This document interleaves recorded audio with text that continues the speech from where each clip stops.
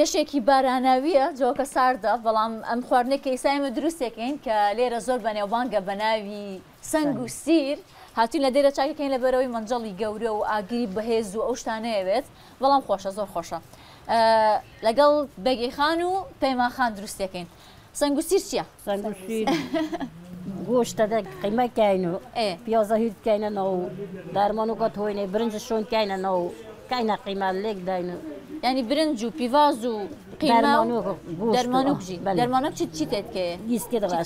دیسکێت ڕاستکەینێ بەهاراتە بەهارات چی دینجی چی دیژی؟ هەندێ برنجی تێدایە؟ بەڵێ برنجی تێدا پیاز وەکو کفتە چێتکەن کفتە چێتکەن وەکی کفتە چێت سنگ و سیر کەی چێتکەن کەنگی چێتکەن باران بێت ڕوژێت میوانێت تایبەت بۆماتین سنگ و سیریان بۆوان چێت یعنی خواردنەکە تایبەتە بۆ کەسی تایبەتی دروستەکەن تامی چیە دواتر وەکو کفتەیە هەر تۆمەک خوشە تۆمەکە گەلێکە خوشە ئەو ئاوێکە تێدایە ئەو ئاوێ تەماتەژی تێنێ تەماتە نەکەین ئەوە سپێ ئەوە سپێ ئۆکێ نوکام چی بکەین؟ ئەمبینوکە کوتلکە چیکان کاینێ هێسکێت خۆشی کاینێ اینجا پاشێ مەشە کاینێ برنجی کاینێ برنج نەلوێرەیە دێ جدا کاینێ برنج هێشتا ئەو هێشتا مەرەقەیە یەڵا بلا دەست پێ بکەین مەرەقەیە ئەو چی تۆیە؟ پەیمانخان چی تویە؟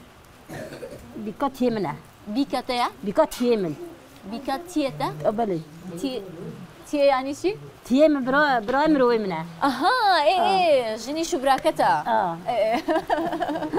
لە ماڵەکە چەند ئایلن پێکەوە؟ ماشەڵڵا 16 کەسن بەڵێ چەند کوڕێتە هەیە؟ حەوت کوڕمەلێت هەیە ماشەڵڵا خودێ عەمرێوان درێژ بکرد هەموو ژنیان هێناوە؟ نا لە دوێن مایی یەکی ما بۆ خواستیش تەمان نەگەهاستیایەک ژێمای بەمیش فێر بم هەر ئەوەندە هەر خڕێکە متاوەنیە؟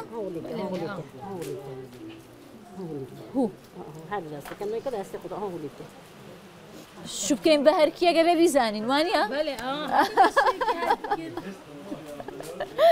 بێ بیزانین وەڵا ئەگەر فێرم کەنا ئێڵە ئێستا تەواوە یا تاو نییە؟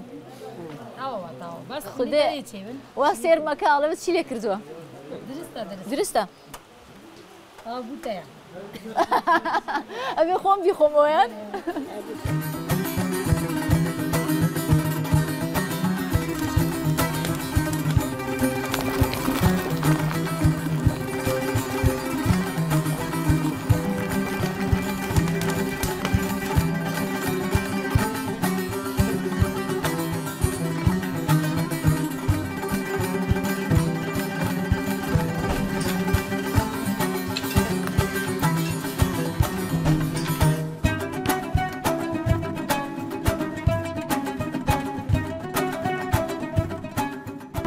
گوندی بەدرێ خۆت هەرکیانی بێڵێن بادریکێ سەر بەناوچی ئاکرێ نزیکەی 20 کیلۆمەتر لە ئاکرێ دوورە گوندەکە خۆی 2 کیلۆمەتر دووجایە خەڵکی گوندەکە هەمویان لە عەشیرەتی هەرکین بنەماڵەی مامشێخان جارە نێو ئەم گوندە نزیکەی 200 ماڵی لەیە لەو 200 ماڵەش 239 کەسی سەرۆک خێزانن هەروەها نزیکەی 980 کەس لێرە دەژین لەو 980 کەسە 367یان خوار 18 ساڵن 613 کەسیشیان سەر و 18 ساڵ خەڵکی گوندەکە زیاتر بە کشتتوکاڵ و مەڕووماڵاتەوە سەرقاڵن و هەندێکیشیان پێشمەرگن جا بەرهەمی کشتتوکاڵیان زیاتر تەماتە و برنجە هۆکو باسی دەکەن 152 بۆ تەماتە تەرخانکراوە هەروە 140 برنجی تێدا دەڕوێت بەرهەمی تەماتە کە تەماتەکەیان زۆر تایبەتەوەکو خۆیان باسی دەکەن لە هاوینا دەگاتە نزیکەی 600 تەن لە نێو گوندەکە یەک قوتابخانە و یەک مزگەوتەیە کە هەردووکیان بە ناوی بەدریان جا جوگرافیای شوێنەکە زیاتر دۆڵ و دەشتە بۆ کشتتوکاڵ زۆر باشە کانیەکان ئێستا لێرە وشک بوون ئێستا لێرە 17 بیر هەیە جا